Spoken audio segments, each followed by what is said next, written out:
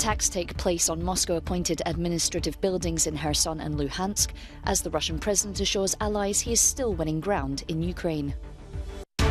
Friday's ceasefire agreement between the leaders of Tajikistan and Kyrgyzstan has failed as clashes continue on the disputed border between the two nations.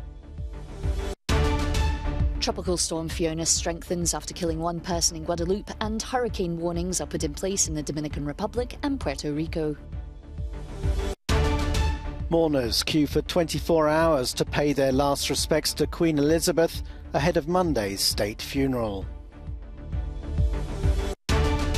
After a 2-year hiatus caused by the COVID-19 pandemic, Germany's famous beer festival Oktoberfest is back and drawing in the crowds.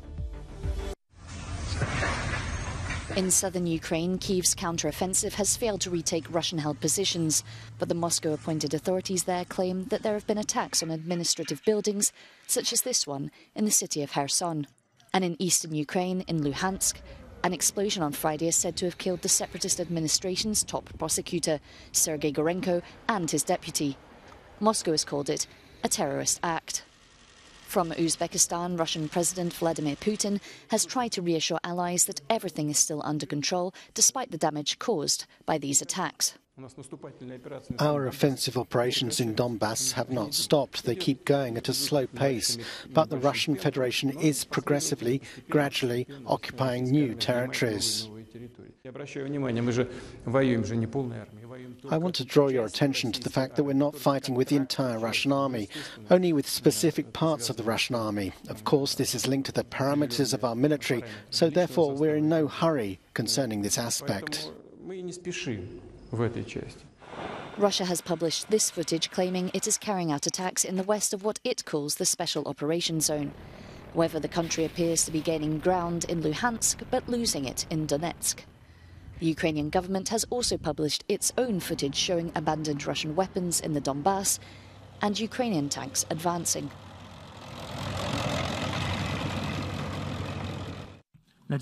By 101 votes to 7, UN member states have agreed to allow Ukrainian President Volodymyr Zelensky to address next week's General Assembly by video, a sign of Russian isolation following the discovery of possible war crimes in Izium. Today the world must see what the Russian army left behind, said Zelensky in his evening address. Another mass burial of murdered people, civilians and military tortured, shot, killed by shelling. Entire families are buried there, mother, father and daughter. More than 400 graves are in the forest near Izium. We still do not know exactly how many bodies there are. The exhumation has just begun. Today there is already evidence of further atrocities committed during the Russian occupation. The head of European diplomacy, Josep Borrell, tweeted that Russia's leadership will be held accountable. The US has taken the same line. I think, as you all know, the reports that we're seeing just in general are more than 440 graves, which reportedly includes civilians. And it's horrifying. It's repugnant. And sadly, it's in keeping with the kind of depravity and the brutality with which Russian forces have been prosecuting this war against Ukraine and the Ukrainian people. A mass exhumation is underway. While the causes of death are still being investigated, eyewitness reports say many of those buried had their hands tied and many others showed signs of torture. A day after the president of Kyrgyzstan met with his Tajik counterpart and agreed to a ceasefire at the Shanghai Cooperation Organization summit in Uzbekistan, both sides have resumed armed clashes at their disputed shared border. This comes as fighting, which broke out on Wednesday, intensified on Friday. The last major conflict on the Kyrgyz-Tajik border was in 2021 and claimed the lives of 205 people. While security chiefs from both countries have sat down overnight for fresh talks, their governments are trading blame for renewed shelling. The Kyrgyz border authorities say at least 24 people have been killed, 121 injured and 136,000 residents have been evacuated from border areas. While so far, Tajikistan has reported 7 deaths and 14 injuries. Tropical storm Fiona has strengthened and is now heading towards the Dominican Republic and Puerto Rico, where hurricane warnings are in place. On Friday, it went across Guadeloupe, killing a man who was swept away with his house when a nearby river flooded. The island was placed on red alert for heavy rains and storms. Its residents were prepared.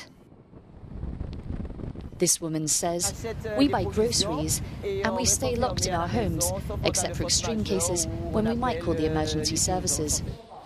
Schools in Guadeloupe were closed as the island experienced 120 kilometres an hour winds and 23 centimetres of rain in 3 hours. Some residents stocked up on essentials.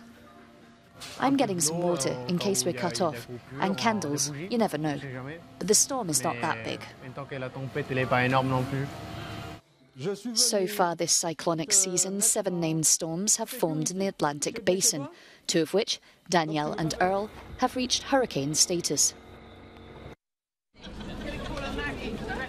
For mourners wanting to pay their last respects to Britain's Queen Elizabeth II, the waiting time to see the royal coffin in London's Westminster Hall is now 24 hours, and there's an autumn chill in the air. But that's not putting off the crowds from coming. And when they were talking of the queues being 30 hours long, I would still have done it. I would have done it if I had to queue for 3 days or more. It's a historical moment, says this Frenchman, and I wanted to live it. It's true that it's a long wait. We've been here since 1 a.m, but it's worth it. It needs to be done. For local residents, the 15-kilometre queue along the south bank of the Thames has in itself become something of a spectacle. Watching the people go by, thinking how amazing they are. These feet ain't made for walking 6 miles. Rehearsals were carried out in the early hours of Saturday morning ahead of Monday's funeral. With heads of state flying in from across the world, London police say it will be the largest event they've ever handled.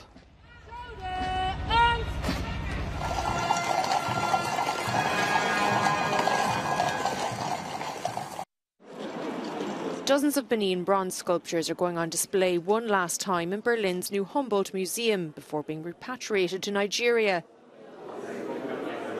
Stolen during the colonial era from the African Kingdom of Benin, the move is part of the country's gradual reckoning with crimes committed by the former German Empire, including the genocide orchestrated by Germany in Namibia. These objects represented our ancestors, our fathers.